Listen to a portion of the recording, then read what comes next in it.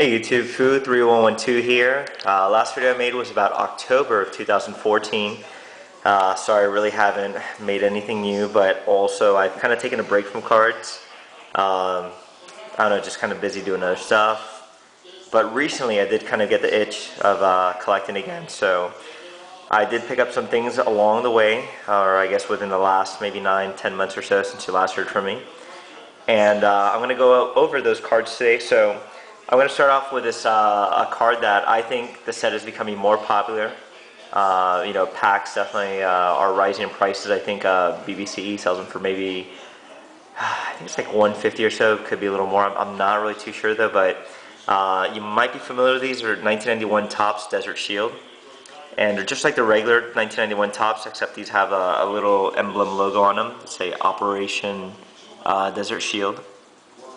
And I believe that Topps gave these out to the military back during the Gulf War, back around 1991. And these cards are pretty rare in the sense that, 10s I should say, they do have low pops. I believe this one has a pop of about 10. But these cards have been on the rise. For example, Chipper Jones goes for about 55 to 6,000.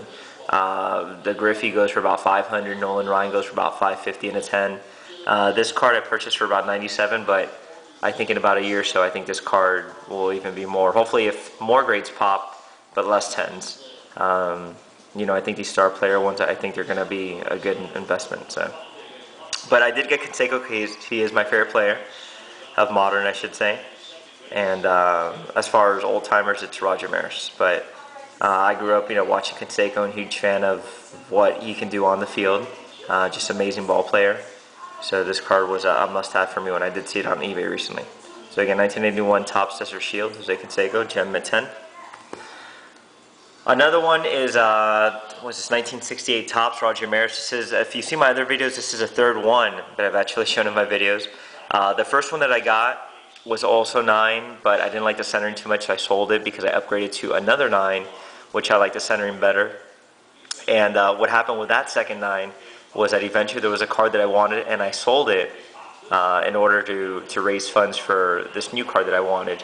And I forgot what that card is. But anyway, so this is the third 9 that I get for 1966 Topps Roger Maris, his last card with the Cardinals. And out of all the cards I've owned of the 67, the three Marises, I should say, this one is the nicest one by far. I mean, the centering is pretty stellar. It's pretty on point, so just look at that. I mean, the top matches the sides. Really sharp card. So again, this is the best 9 that I've seen out of the 368 Roger Marises I've owned. Another card that I got was Maris 67 Topps. This one I got from Probstein Auction. Now this card, I've seen it pop up on eBay, I don't know, maybe every 2 to 3 months, I should say. And, the 9 that is. But I couldn't find one that I really liked.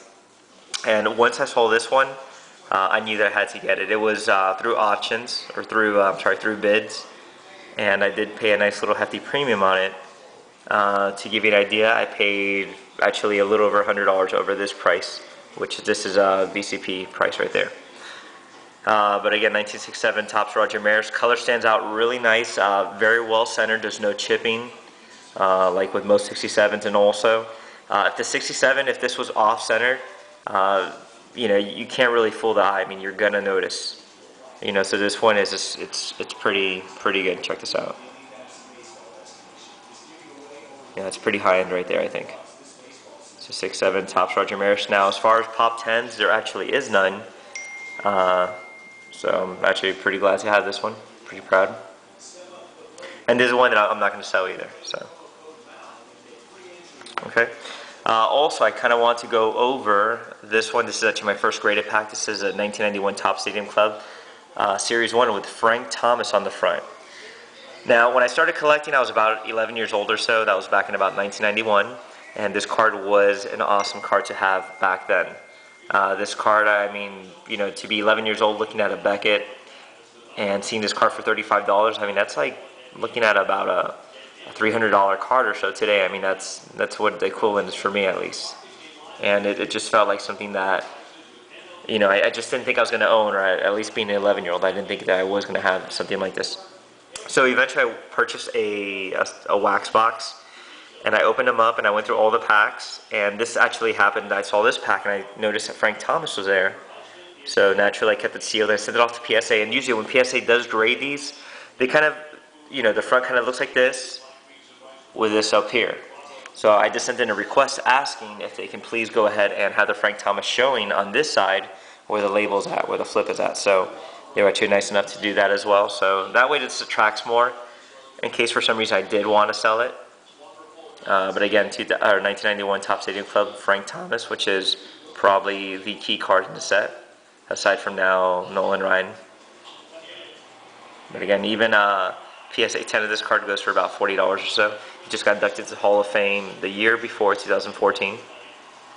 So a really cool card to own.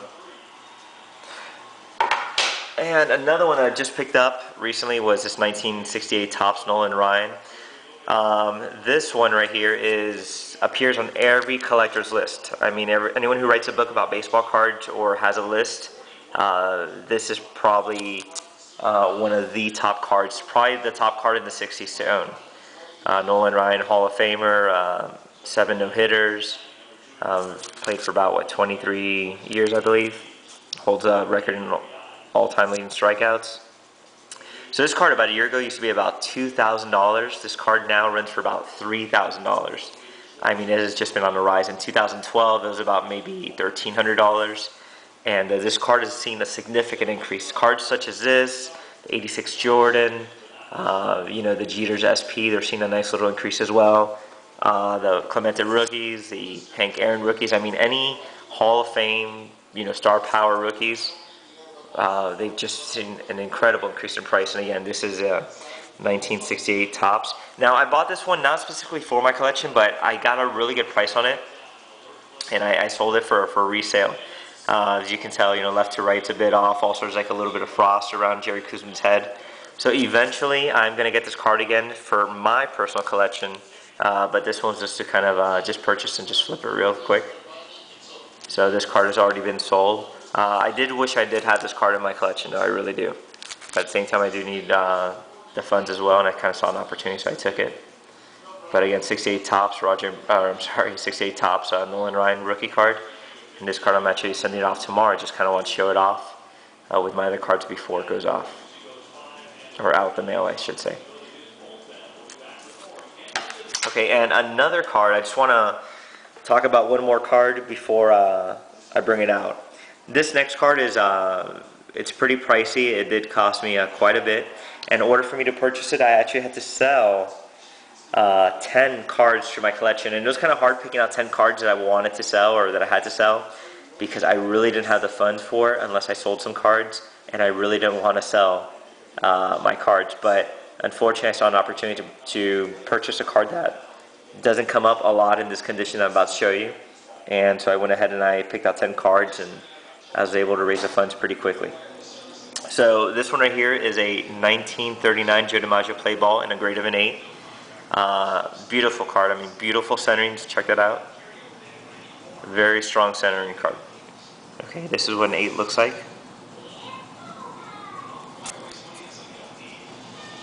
Joe DiMaggio 1939 play ball. Now this card, a lot of people do kind of confuse it as a rookie or make that mistake, but it's not his rookie. His rookie actually came out, I believe, in 36, and he even also has a I think, was it the Gaudi, I think the 38 Gaudi, which is like the big head one. I'm sure you've seen it's like a cartoon one, has like some writing on it, and then a regular cartoon one, but without the writing on it. So typically the one that's worth more is the one with the writing on it. I don't know why, I'm not into either of those. But this is, I think, more of an iconic picture. A lot of people don't really like the 39 play ball. I think they don't like it because it looks like a mud shot. It's very bland. There's no name on the front. So I think it kind of throws some people off, but to me this is the iconic Joe DiMaggio card to have. So again, this is 1939 play ball Joe DiMaggio. And I just want to say also, for the people who are kind of, before they write me and say, wow, how can you afford this or whatever? Guys, I'm telling you, I had to sell 10 cards to get this. It wasn't like I just, went ahead into my savings account and just bought it. I mean, I had to let go of some stuff, and I just kind of want to tell you that, if you see something that you like, don't be afraid to pull the trigger. Look through your collection.